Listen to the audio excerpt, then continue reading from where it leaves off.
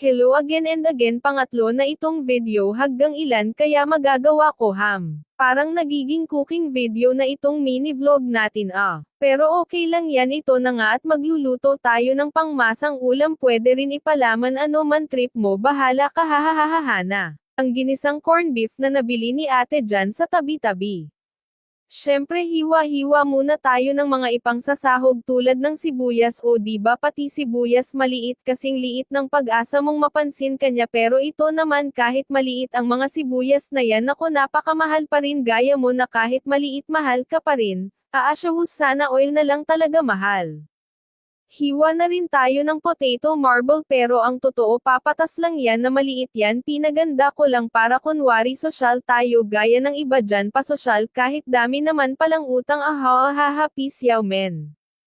Pag nahiwa na lahat tayo na at magsimula ng maggisa, unahin ang sibuyas. Alam nyo ba na mas tumatamis ang lasa ng sibuyas habang naluluto ito? Syempre alam namin yun, ano akala mo samin di marunong magluto? Ay sorry naman, kala ko di nyo alam, pasensya naman, kala ko kasi kagaya nyo siya na hindi pa rin alam ano talaga ang totoo Next na nga, ilagay na rin ang patatas. Ganito ako magluto para lumasa rin sa patatas ang sarap ng sibuyas, at para maprito na rin ito at mabilis na lumambot, paraan din ito para di ka na magpakulo ng matagal mamaya para lang palambutin ang papatas na ito.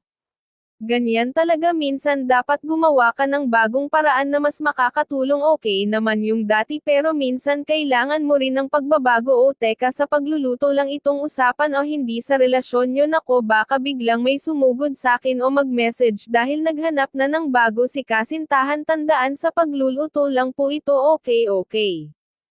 Ilagay na rin ang corn beef at halu-haluin lang hanggang tuluyang magsama-sama ang mga sangkap. Ayan, nilagyan ko rin ng konting tubig para may sabaw kahit paano. Take note, pwede mo damihan ang sabaw depende sa trip mo. O teka, ang sabaw ng niluluto lang natin ang dadagdagan, hindi ang jowa mo. Para naman may konting twist, lagyan na rin ng keso, pwede kahit anong klaseng keso, pero sliced cheese ang nilagay ko dito kasi ito lang ang available sa amin. Takpan na rin para mas mabilis mag-melt ang keso after ng ilang minuto.